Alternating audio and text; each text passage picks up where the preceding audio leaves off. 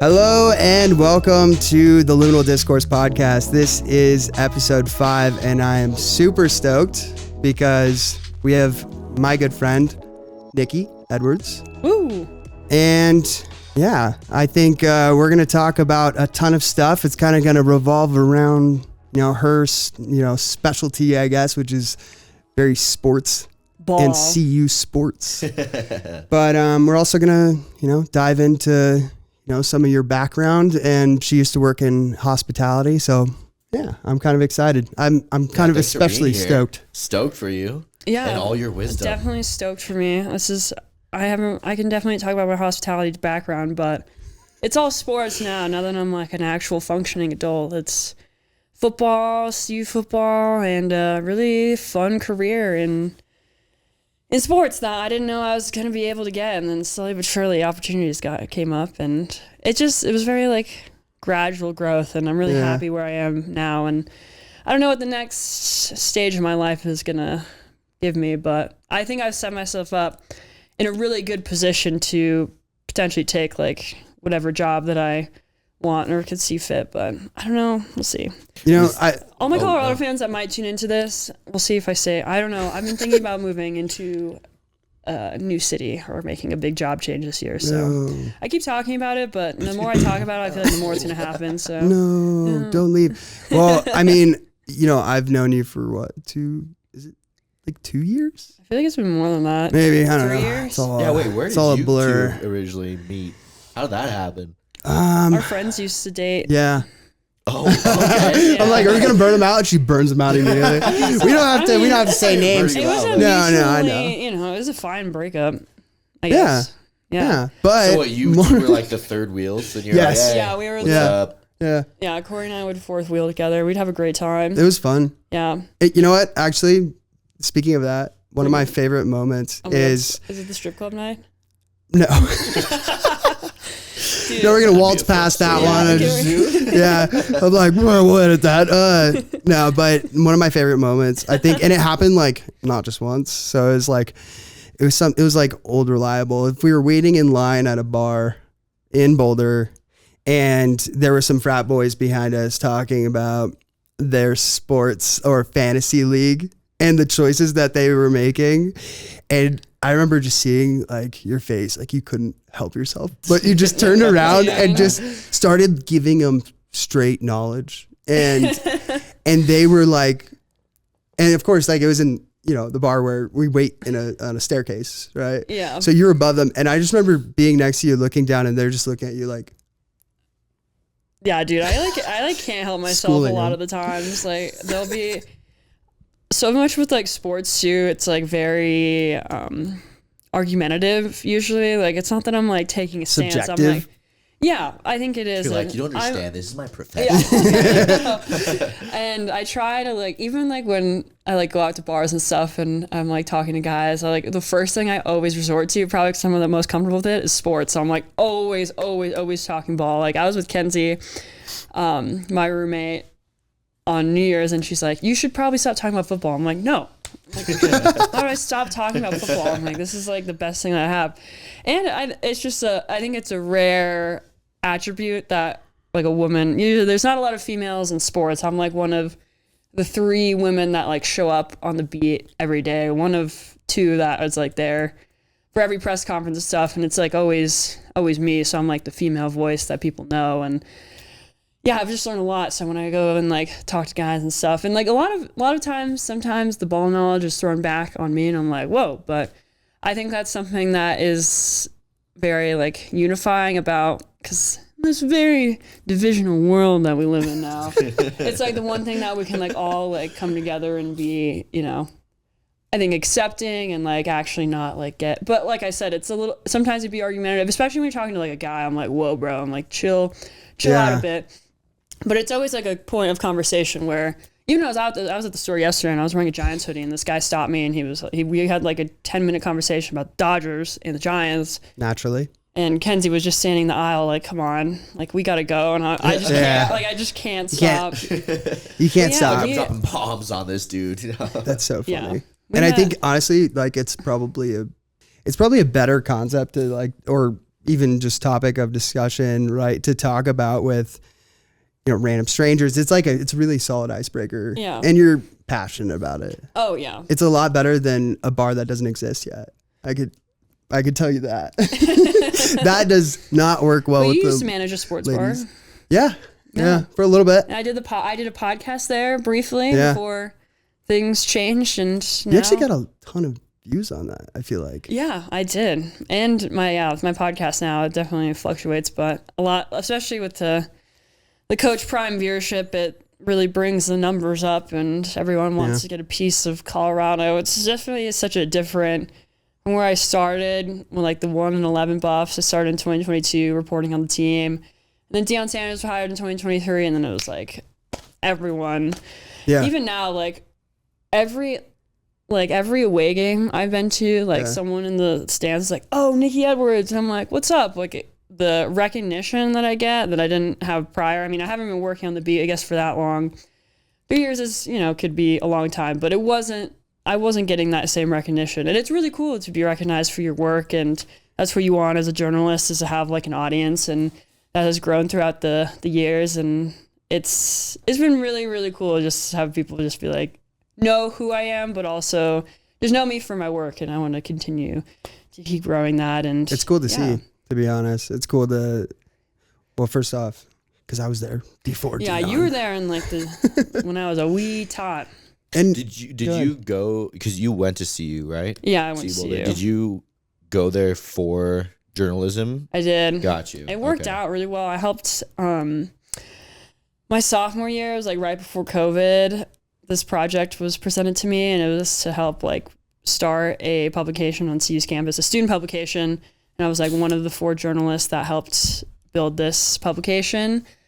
I was like kind of the technical director. I helped build the website and do all like the back end stuff. So that was really cool, learning about that and trying to make that work. And I think they still use that website. Sorry to them, but I think that hopefully they use maybe a different software. Because what I started with wasn't, ideal, and I was literally just doing it off the dome and what resources I like found on the internet.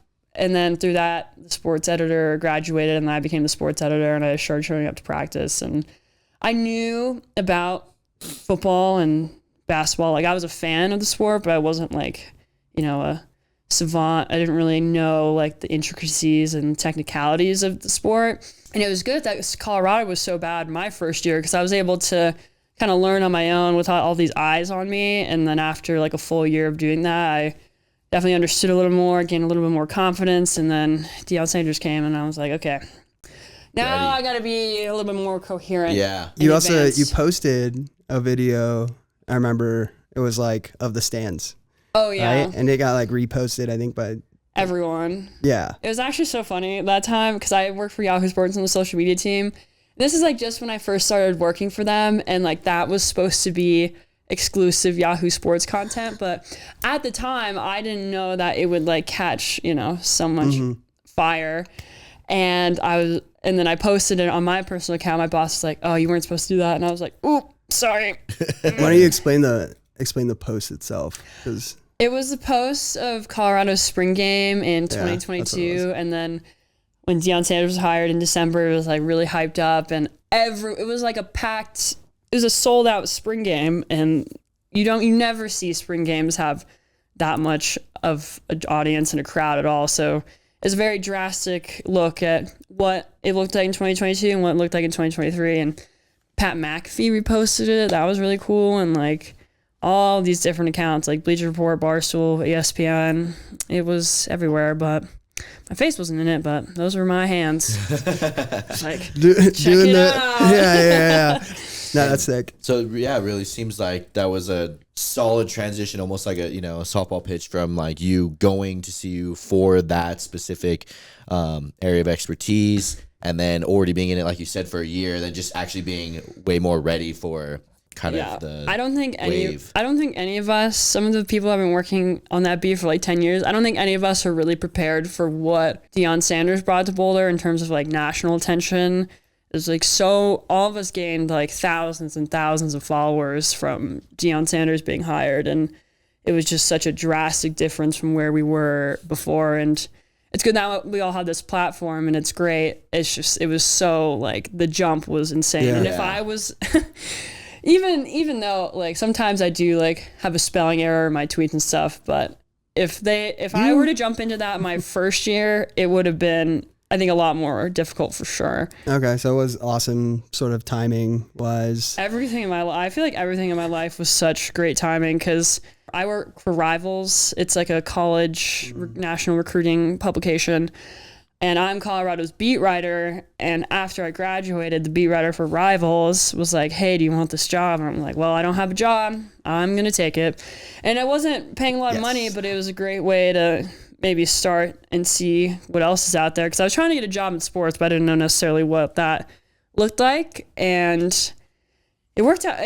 Everything just worked out so crazy. Like, I feel like I am very lucky, but I worked very hard for everything in my life. And working in sports, you have to have like a very specific work ethic and be prepared for the news. And it's kind of like a 24/7 thing, especially during the season. And I don't know, I wouldn't trade for anything else because it's like I do have this really great and rewarding job, and I'm able to, especially I work 2 jobs to pay for my apartment in Denver, but I'm able to do both and travel and report on the team and be a part of this college football team that everyone is really, really infatuated with. And I get to see it firsthand, and it's really fun. And we'll see what happens in the future because there's some things that are happening. But we can get into all of that. Yeah. I don't want to take, because especially in these situations, it's like all about like sports and stuff, but we can, integrate whatever you guys want because you have a very rich history, and I really respect the work that both of you guys are doing. And it's interesting trying to blend the two because, I don't know, we both have been really ingrained in Boulder for a very, very long time, just in different ways. Yeah. And I think Boulder's kind of, I think my theory at least, right, is that Boulder's in this weird sort of in-between state of like kind of what it was and doesn't really know what it is going to be almost. And it's kind of where, the inspiration for the name itself kind of came from. Is like liminal is like the in-between, and it can be kind of awkward at times. It's kind of like your gawky middle school phase is like kind of how I think of it. It's like, oh, I don't really know who I am. And I think Boulder's trying to find its sort of agency. It has a lot of young people, but it has a lot of like NIMBY old people. No offense, but NIMBY. Being old is cool. Yeah. I guess NIMBY is the key word there. NIMBY is the thing. Yeah. Being old is cool. Yeah, exactly. I'm just kidding. You guys aren't that old. Yeah, I know. I'm like, Not there yet. Relax. I'm like, I'm not even 30. I'm gonna get there in no time. Yeah, it's gonna be a blink. And then bam. I know, it's like your 20s just like disappear. I know. Even now I'm like, damn, am I not doing enough? Am I like not? Yeah. But I am. I know I am doing enough, and like timing really works in a variety of ways. But right? in this day and age, like this grind mindset, I'm like, am I not? I'm like, I work all the time, but is there like certain ways that I can like be bettering myself other than working all the time? It's a very back and forth battle I have in my head of I think we all do. I think like young definitely. people, by the way, I'm going to consider myself young. You are young. Okay, cool. You're a 21-year-old at heart. Yeah. Better consider yourself. I know. I'm 29. It's Well, whatever. yeah. But I think, Not that I think one of the biggest points is like, well, people that are like our parents, right? I think they're generally around the same age. When they were our age, it was definitely a lot easier, a lot more attainable. Like things like the housing, money was right? completely different. Insane. I can't even imagine buying a house now. I feel like I'm eons away from that. Yeah, which is crazy because like my parents, I think were younger than me when they got their first house, right? And they were on kid number 3, me. Mm-hmm. And to think about that in my brain, I'm just like, whoa, what is that? Like I can't even like, I can't even imagine right now. But that's kind of, generally the point of the podcast is to open up the conversation to young sort of professionals, I guess. I hate the term, but it is what it is. It's the vibe. It's the That's vibe. what I am. Yeah. I'm like, it's kind of a weird marketing to young professionals. It's kind of lame, but I think that's what we are. And finding or being able to actually put roots in a city like Boulder is almost almost impossible. It's really, really hard to do. I know you've been trying to do it for so long now. Yeah, on the business side, right? And even on the other side, it's like trying to just get a house. I couldn't even imagine. Yeah, I was gonna like tap in on that too, because you know, talking about, you know, just like the rent scene or living in Boulder. You said you live in Denver. Yeah, I used to live in Boulder. Right. Well, especially with the college, it just like really like makes the market a lot less, you know, affordable, because everyone's trying to look for housing, and Boulder property management's able to skyrocket those prices. I used to live in literally like, I wouldn't call it like a shit shack. It's like a crack house kind of. I used to live next to a halfway house in college. Like my window was right next to the halfway house, and like I heard some like crazy shit go on at night. Like it was nuts, and I paid $1,000 a month for the tiniest bathroom. You know, it was quaint, I guess, but no air conditioning. Didn't get any of the luxuries, and yeah, it was college. It was college living for sure. Right. And my next house, we lived in an awesome house off of Canyon, and then I was able to have like my own bathroom, and there's different options, but you know, the more amenities you get, the more you have to pay. And then that second house, I had to pay a little bit more, but we had like a front porch and like a side yard, and I had my own bathroom, my own closet, my own room, and it was great. I think the amenities you speak of are like just like the basic necessities. Like yeah. But those are amenities, so great.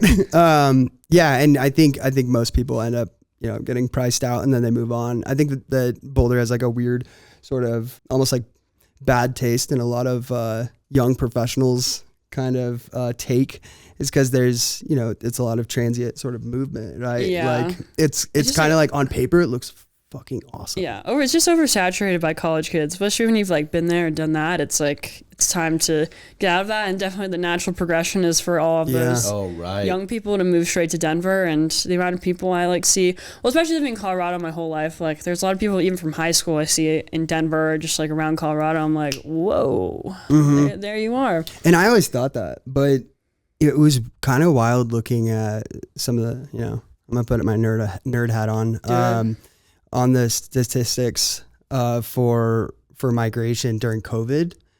We had like 10,000 millennials move to Boulder, and then we make up like 27% of Boulder proper, which I was like, where are these people? Right? Like, I was like, where do they go? Where's the place? You know, and that's kind of, you know, going back to kind of the point is like, I don't think they have one. Yeah, you got to build the plane. Yeah, exactly. That's what we're trying to do. But well, I think it's cool too having someone like you on, because earlier is talking about, you know, well, it's just in that weird state right now, kind of trying to find its identity really. But the fact that CU, the Buffs, or just the college in general, and the sports scene has such a huge impact, and that it does have a huge identity in Boulder, it's interesting to see how that plays outside of the stadium or outside of the university, and whether it be, you know, the student body going up a little bit and, you know, just out, you know, graduating and then choosing whether or not to stay there or move on,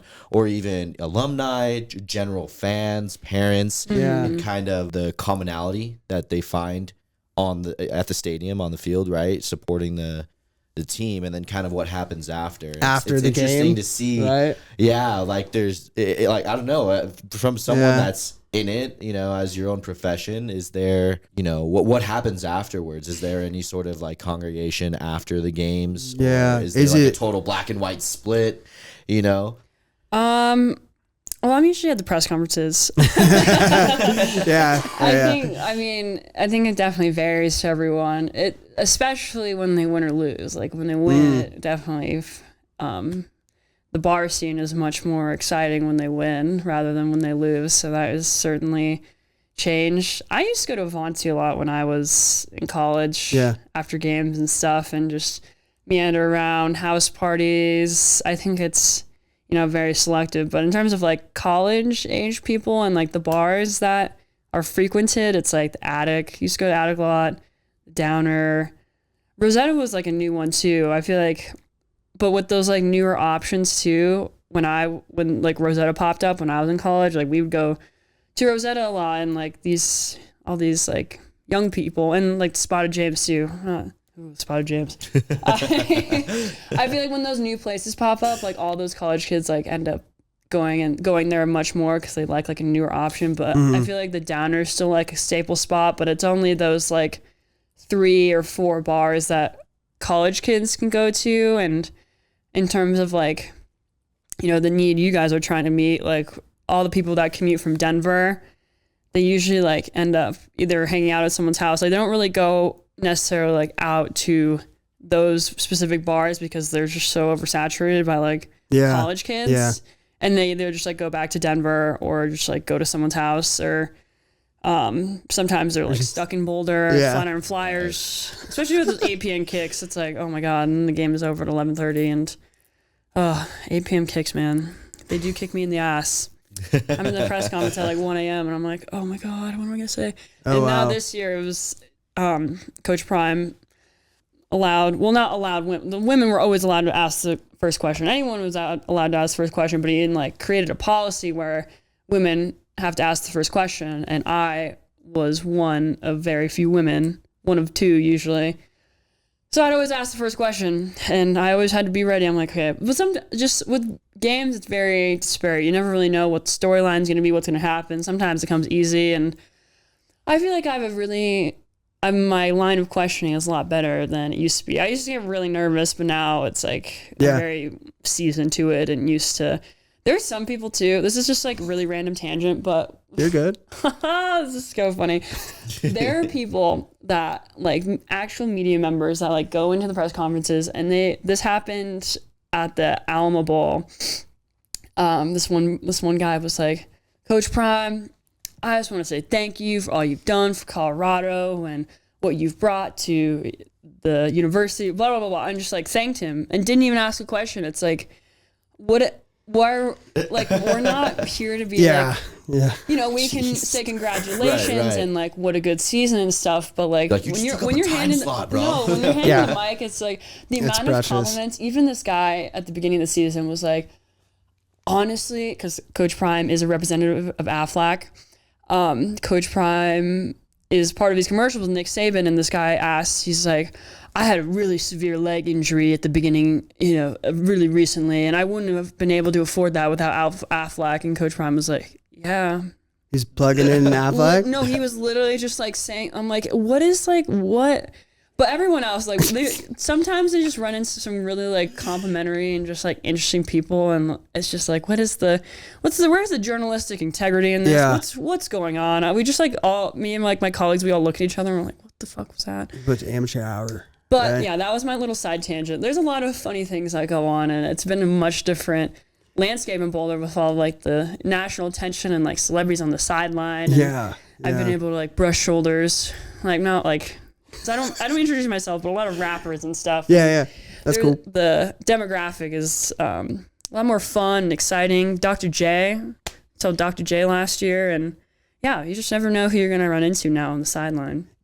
Yeah, it's been crazy to see some of like the shorts and videos that are like, oh, that person was there today. And it's like, that is so cool. And I'm like, where did they go? Right? I was gonna, to kind of add on a little bit to, the original answer was with Prime and with all of that, all the new people coming in, right? All just the amount of celebrities or just new fans, right? It's kind of going back to the whole agency thing. I'm like so curious. I'm like, wouldn't it be so sick to go hang out somewhere where you can maybe run into these people? Because I worked at Rosetta for a little bit as a bartender, and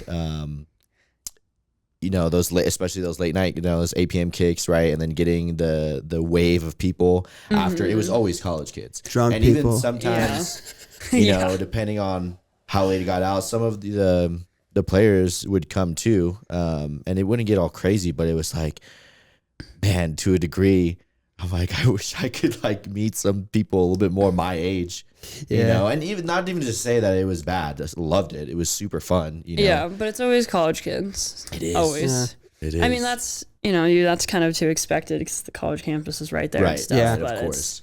In terms of where our age people hang out, it's not necessarily in Boulder because it's like, we don't want to hang out with college kids. Yeah.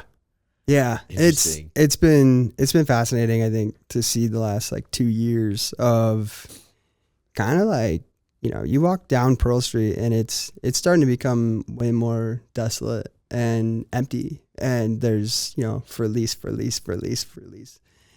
Oh, everywhere. definitely. And it's that's so expensive. Yeah, the operating cost is really high. They like kind of double down on tourists, right? So it's like, Yeah, that's crazy. And when you have such a yeah. like a huge market. well, yeah, and like Yeah. how you're saying how there was such a drastic jump from when Coach Prime came and implemented you know, his program. It's like, oh man, like it's kind of weird to see the city not really double down on that. I mean, yes, of course they have doubled down in a sense, and especially when it comes to, you know, the program, the college, but man, it's like you could be so much more outside that Yeah. blends in together. Like getting rid of the Dark Horse, them developing over such a legendary piece of Boulder, like that has stuff been like that has been a is talking really point for a sad. while, and I'm like, I'm waiting.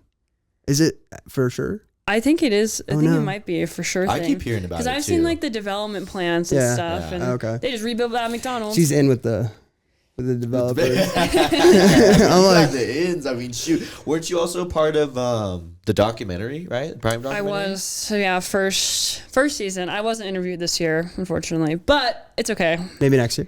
Yeah, we'll see. We'll see what happens this off season.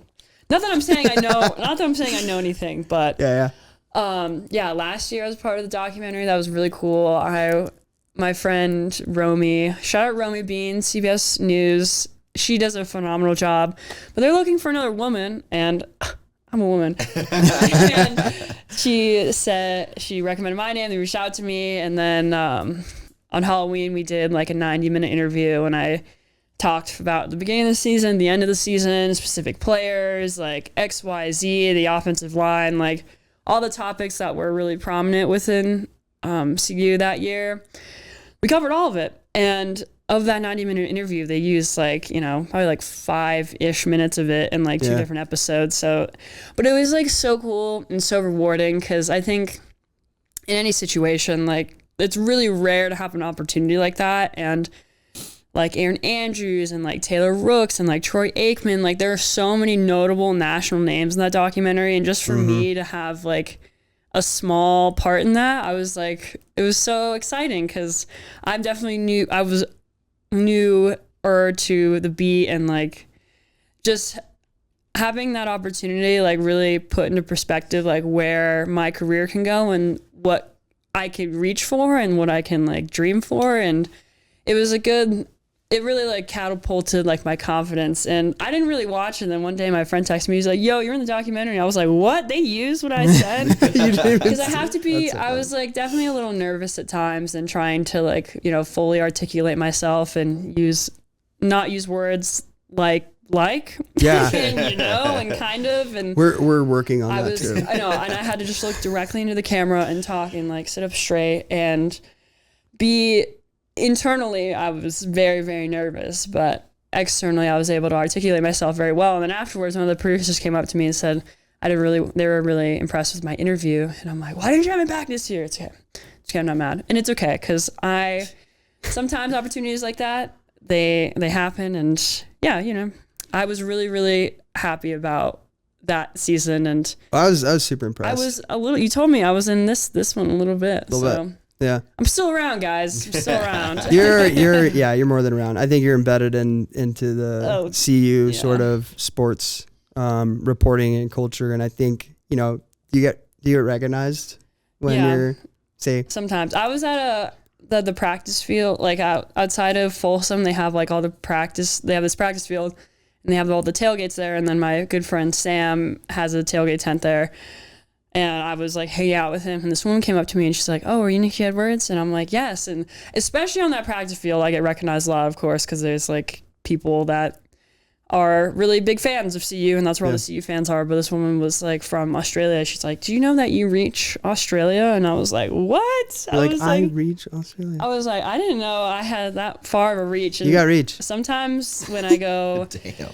When I go to like different stadiums and I travel for work, people will recognize me, and it's great. I mean, That is so cool.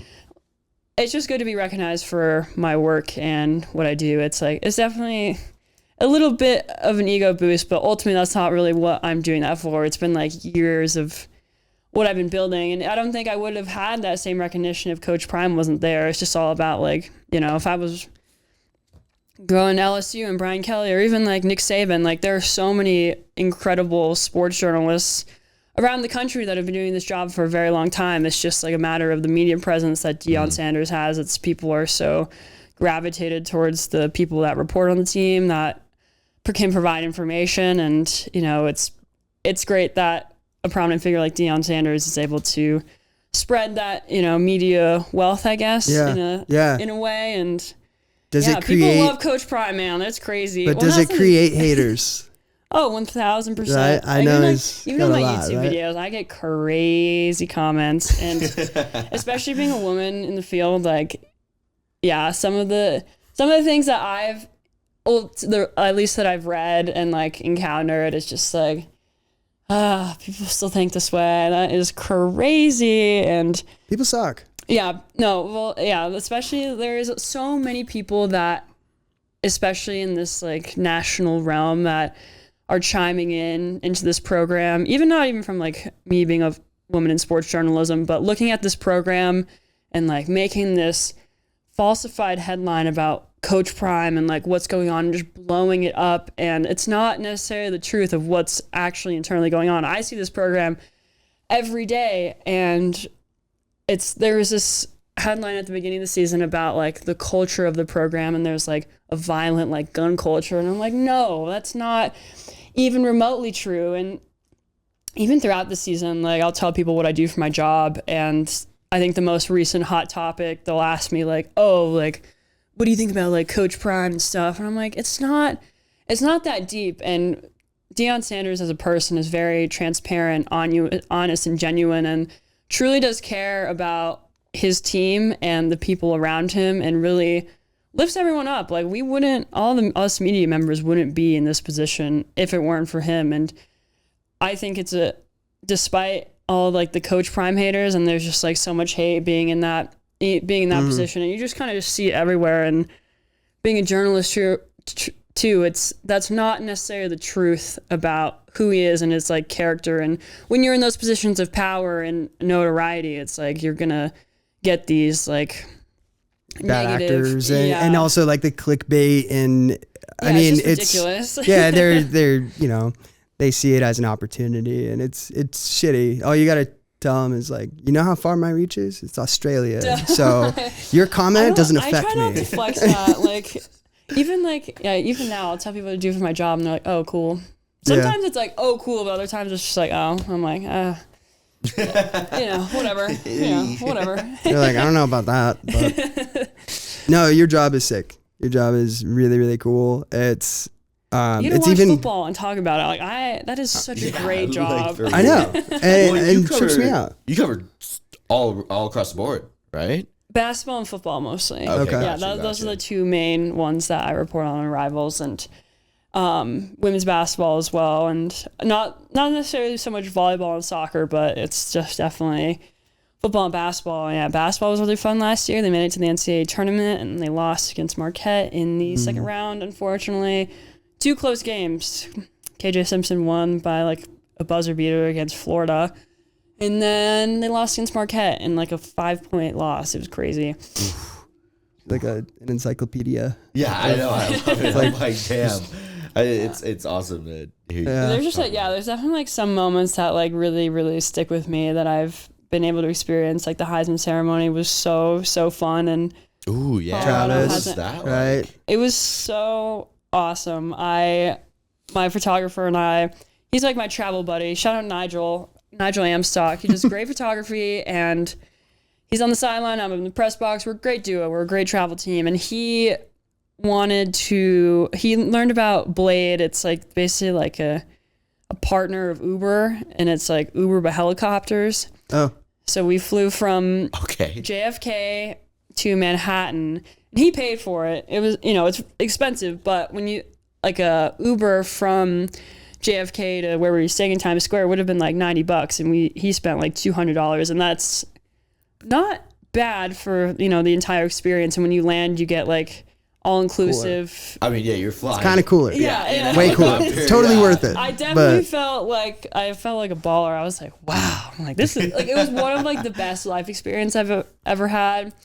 And in terms of like the Heisman, it's like definitely the most prestigious award in college football. And Colorado hasn't won one since Rashad Salam in 1994, and it's Colorado's second ever Heisman winner. And I think the story around Travis Hunter this year has been really so special, and one that will be definitely, it's like a historic career. You don't really come around those very often. You see a lot of quarterbacks win the Heisman, or a running back here or there, or a wide receiver, but it's mostly quarterbacks. And when you play two ways, in which the way that he did, it's like, it was so special watching every game. He was just electric. Being able to play that many snaps and be elite in every single one of them is such a rare feat. And I think it's going to be a very long time until we see another player like Travis Hunter grace the fields in which the ways that he did, because he was just truly like one of one and really defined like what the Heisman Trophy is. And I went and I shelled out the money for the Heisman because I just knew I really wanted to be a part of this really special experience. And stayed in Times Square, did the whole New York thing. It was like during Christmas, so it was so fun. Nice, yeah. Like Christmas, New York and Christmas, so fun. And it was great. And that was like, it was a nice way to like complete the season despite not them making the CFP. But CFP's also been fun. I'm really excited. I think Ohio State's going to win. Yeah, it's cool that you're able to blend your profession with also, I mean, like vacay but not vacay, Yeah. Personal wins. Yeah. Sometimes like, oh man, I have so many, at least a travel story from this year. Oh my God, it was like hell getting to Lubbock, because Lubbock, Texas is like at the tip, it's like North Texas. And at the time, that's when like that historic snowstorm was coming in. Oh yeah. When it was snowing really, really hard at the end of November. And my flight got canceled. I was supposed to fly directly there to save time. I ended up going around the storm, and we went west, and then we went south, and then we went east, and we went like around the storm. And that was like a 13-hour drive. And then on the way back, we thought the storm cleared. Oh my God, this was the worst part. The drive there wasn't that bad, because a lot of our like other media members, they went like I-25 straight down to the storm. So they were like stuck. They were delayed on the highway for like 3 hours. It looked like hell. Oh. And then on the way back, it's like, okay, maybe the roads have cleared up. It hasn't been snowing. And then we were driving. All of a sudden the road ended, and we're like, okay, let's like pull off. Let's figure this out. And then Apple Maps is like, you gotta go this way and you'll make it to Denver by 5 p.m. This road was like this backcountry one-way road. It was covered in snow and mud. Thank God we were driving in my Nigel's RAV4 because I had four-wheel drive, but he was like, we were going side to side. And then all of a sudden we ran this guy in this big-ass tractor. Like we were in the middle of nowhere. It was us. It was literally just us on the road. It was so fucking scary. And this guy in this tractor comes out and he's like, you guys need to turn around. And by that time, it was an hour into us whipping on the mud. We're like, okay. Great. And I was just like shitting my pants. I was like, Nigel, we really got to turn around. And he's like, dude, we can make it. And like the end is like right there. But then the map, like it was like a bend. It ended up being a bend in the road, but we kept going, sliding all the way to the end. And I thought the directions, like it got to a point where we had to turn, but when we had to turn, it was more mud and snow. That stretch of the drive was hell. And then we finally got to a paved road, and by that time it was already like 7 p.m. and we were supposed to get to Denver by 5. And this like quick way the Apple Maps took us like the most like dangerous and insane just way. White like knuckles the whole way. From the top to the bottom of his car, Apple. covered in mud, and we literally had to step out of the car and like take a minute because it was like that. It was like that much. And he literally, the man on the tractor told us if we got stuck, he wasn't going to pull us out. So, and I was like, man on tractor kind of sounds like a dick. He wasn't very optimistic because everyone was trying to go down that road, and he's like, I've already pulled out 10 people today, and we're like, oh yeah. He was I like, get that. We were in the middle of like buttfuck nowhere, and this guy goes, wait, I'm like, he's like, where are you guys heading? I'm like, Denver. And he's like, of course you are. Yeah. Yeah, there's been some crazy travel stories, but yeah, road trips did one to Nebraska, did one to Lubbock, and after the one to Lubbock, I was like, I'm not. Nebraska. How is the stadium when you went? Oh, that was definitely one of the best One of the college craziest. environments that I've ever been in. Like the stadiums that have the fireworks after they score, I'm like, Sea of red. yeah. And especially with the, the rivalry with Colorado and Nebraska, like it definitely lived up to the hype, but I mean, as you saw in that game, they just were not ready to play at all. Not that they were ready to play. Their offensive line was the downfall in that, and there was definitely some hindrances. Is that a word? Throughout the season, just with their little bit with their defense, but overall, I mean, you go from 4-8 to 9-3. They were a much more they tightened up. Successful team, and it's going to be really interesting to see how they adapt. And who's the freshman on the O-line that was Jordan Seaton? Yeah, he's great. He's definitely going to be a first round draft pick. That's dope. Whoever needs an offensive lineman, he is like that good. I mean, when you pick up a 5-star, they live up to the hype, but he was one of the most consistent. The offensive line throughout the entire season, they were like rotating guys in and out because they just couldn't find like a solid 5 set of guys that could actually like protect Shedeur. And it was a variety of guys, and they had good games, they had bad games. And I think especially against BYU, that was another tough game where a lot of those like old tendencies were visible. But Jordan Seaton he never got rotated out because he was always that consistent figure and started good run blocking, pass blocking, whatever you needed that guy to do. He did it. It's awesome. Now that I'm just gonna a little slight little. Yeah, I can. Pivot yeah, here. No, but it's still same I'm topic, like, and it's very limited on the sports, by the way. I'm curious now that you've been, rooted in this scene for a good amount of time now. I mean, how long exactly has it been? You said right before COVID?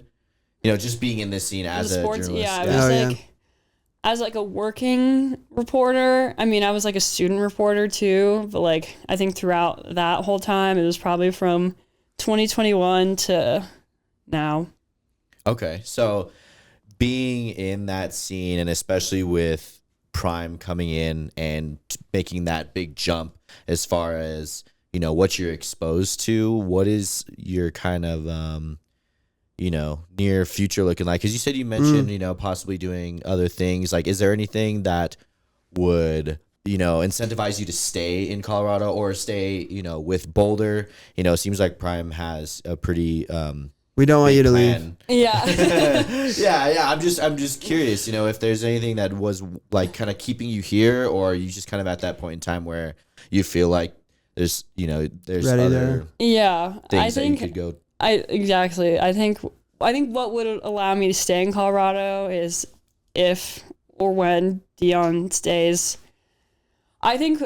Well, this year I've just been contemplating like a job move because I've been doing this for a while, and I want to find a job where I'm able to do just one job instead of this 2-job balance that I've been doing. The biggest incentive is Deion Sanders staying in Colorado. So if he stays for another season, and I'd be really intrigued just because this is the first year he's coaching without his son. So that's a storyline within itself. So I would say, if Deion Sanders stays, I think that's definitely the number one thing that is keeping me here, because it is lucrative as well as it is like rewarding and cool and exciting. Like it provides all of the fulfillment needs that I would want in a job. In terms of the future, I don't know. I just feel like it just might be time for a change. I think I've been doing the same thing for about like 2.5 years now, doing these 2 jobs, and I hope that it can produce. I don't know if I want to work for a national network. I don't know what that necessarily looks like, but I hope I have like independence and flexibility within my job where I'm running my own thing, I'm doing my own thing, I'm still able to work in sports and like interact with athletes. But yeah, we'll see what that pans out. But I think I'm going to stay for at least this year because I would like to see where that goes. And in terms of like, I think the big elephant in the room is the Dallas Cowboys right now, but I don't think necessarily that's going to happen because taking a $150 million cap hit with Dak Prescott, like the only way I would see Deion Sanders going to Dallas is that if he can coach Shedeur as starting quarterback.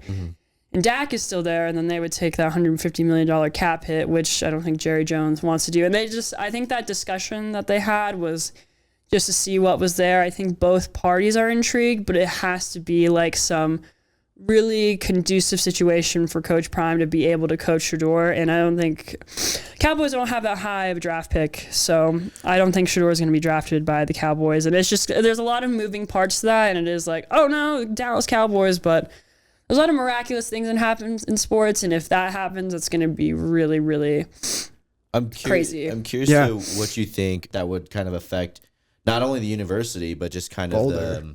Just Boulder as a city in general, you know? I think it would impact a lot. I'm trying to think of maybe someone in the coaching space that has that kind of gravity and like pull that Deion Sanders has, and there's no one like him in general, but I don't think there's like a college head coach that could really like culminate what he did. I think a head coach coming in can build off of what Coach Prime built, but it's not necessarily the same energy. Mm-hmm. I don't know who could necessarily match that and who that head coach could be, but Colorado is definitely in a much better spot than they were the past 10 years. They're actually winning games, and I think there's now a certain expectation for this team to win. So shout out Rick George, athletic director Rick George. He's the best, but he did a huge home run with Deion Sanders getting hired and put the Colorado Buffaloes in a position of success that they haven't had prior. In terms of like what the community would look like, it'd definitely be different. But even when Colorado was not good, even when they were 1-11, the fans like always like showed up, like despite how bad they were. Like cool. there's like a really loyal fan base that surrounded Colorado. Like when they won that one game in 2022 against Cal, that stadium was packed. Like people showed up, and then they stormed the field. Like despite Colorado, even see it sometimes with the Rockies too. Like there are when Colorado teams are bad, Colorado fans like still show up. Even for the Broncos, like there's such a loyal following with Denver sports teams that you don't necessarily get in a lot of different cities. I think there'll still be that void. Yeah, with Deion, it's definitely so Deion. Different because it's like this celebrity coming into this like little quaint mountain town, I guess, and it's very different in a variety of ways. But in terms of people showing up, I think people will still rally around the Buffs, and I think there are a lot of new fans that are a part of this community now that will still follow Colorado and still are interested in the team in ways that they weren't before, and there's still going to be that viewership. Maybe not on a national scale, depending on how much they win. I mean, that definitely makes an impact on it. Yeah, I'm curious to see what Boulder, what plans they have to retain, the kind of gathering or the added fans or the hype. just the hype. If Deion does leave, or even in the sense of if he's staying, what they are gonna do. I'm curious to see the plans to build up off of that. Yeah, because Coach Prime being hired has helped application rates. It's helped funding immensely. They're making a lot more money now, and especially with merchandise. Yeah, especially with NIL, it's like college athletics is not even the same anymore because there's a new revenue sharing program that is going to be implemented in 2025 where it's openly, because they were doing this shit before, they were paying their athletes, but now it's openly it's legal to pay your athletes directly within the school. So all of these athletic programs are be running operating companies now and trying to generate revenue so they can pay their players. It's like, it's like the professional level, which has its lot of intricacies and definitely has some disadvantages for it. But now that Colorado is making more money, they are in a more lucrative position for the future to bring in actual viable talent that will keep them maybe at this level. But you just see it across college football. You just see so much fluctuation. Even with, I know Alabama, there's Kalen DeBoer there, but a lot of those top teams, even FSU last year, they went 13-0 until their quarterback got hurt, and then they went, I don't know the record this year, but they only won 1 or 2 games. A lot can change with the transfer portal, and I think that's not a hard, well, he asked about my predictions and what I see for the future. And I like it. From previous history and what I've, learned about the program, I can see it going this way, but there's always, that wild, like out of left field chance. It's like, that's not what I thought at all. And now it's the reality. Even when I sent out a tweet before Deion Sanders got hired, like in October of 2023, and Deion Sanders did a 60 Minutes interview, and I just like embedded that 60 Minutes interview, and I was like, what if Deion Sanders went to Boulder? Like literally not knowing that would actually happen, and then it happened, and here we are. Look at you. I know. I'm like, maybe Rick George saw my tweet, and he was like, maybe I gotta actually maybe that's it. Yeah. Look at that. So maybe I Genius. Maybe I more was the impact reason than you Deion Sanders think. in Boulder. Probably not. Rick was definitely looking at him. How would you not? And especially now with NFL teams too. He is a really, really great leader of men, and I don't think the NFL is necessarily off the table, but it has to be an ideal situation. So we'll see. But I think as of right now, I think he's going to be staying with Boulder. I think his contract is being negotiated. Yeah, I hope he does. Yeah, for sure. It'd be great for the future. Well, you know what? Yeah, I was gonna tap into your hospitality background just because it's funny to think of you as a server. I know I was a silly goose back then, and I'm still a silly goose. But how was it serving in Boulder?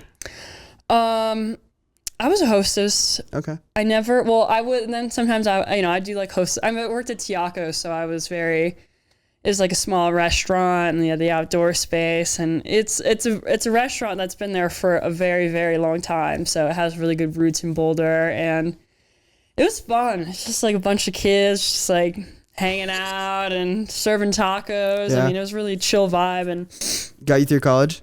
it got me through after college because I lived off of Canyon, and then I'd walk to work every day in the summertime. So it was like a fun like summer job, and then when my job came back in August, well, not came back, but I was offered the Rivals job, and then I started reporting.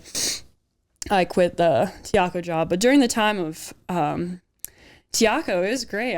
I used to work at a retirement community as a waitress, so I think that's how a lot of people start their young careers is in the restaurant business, and work my way up. So I'm used to the service industry, and yeah, margaritas were flowing, and I saw a lot of different people. Aaron Rodgers came by one time. He's a frequent of Tiaco, which is rare. He's a very low key guy. He comes in and comes out. He pulled up on his bike?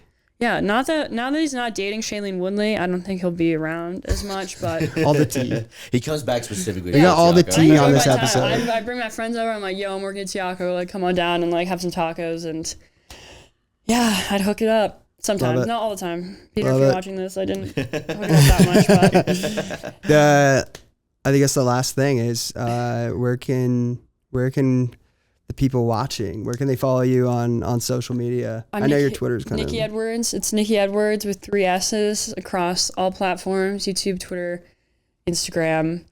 I run a podcast. It's tried to be weekly. It was weekly during the season. Now it's kind of bi-weekly. So we'll go this week. I got to text my boy Troy. Also, my boy Troy, follow Troy Finnegan. He is one of the best football minds that I have personally worked with. And I'm like the vibes girl, and he's like the X's and O's guy. And he'll tell me like exactly like what he saw on the field, and we can break it down together. He has such a incredible knowledge of the game. So follow him as well. And he's my coworker with Rivals. Colorado.rivals.com. That's where I do all my written information and stories. What's the name of the podcast that you do? CU Sports Report podcast. It's on my YouTube channel. So, I try to invest a lot of time into my personal career, and hopefully, I think the product has been good. People listen to me, so been great. So hopefully they keep listening to me to some degree. Sometimes I have good things to say. The self-doubt, the imposter syndrome has slowly gone away throughout the years. And I think as I become more accustomed to like talking about football and breaking it down on like a more intricate level, it's gotten better. I'm not like I was when I first started. You're getting recognized by Australians. Yeah. So that's reach. You got great camera presence, okay? All right. I So Thanks appreciate it. again for having you on. This was awesome. I know. Thanks, guys. I would love I to know. have you on again in the future, but yeah, No, for sure. So I'm not- solid I'm having just- you here. I'm today. just we'll have a little hanging out. segment where it's just, all right, give them sports. I know. No, good luck with everything, because I know how Thank hard you you. guys work, and we've been friends for a very long time, and Yeah.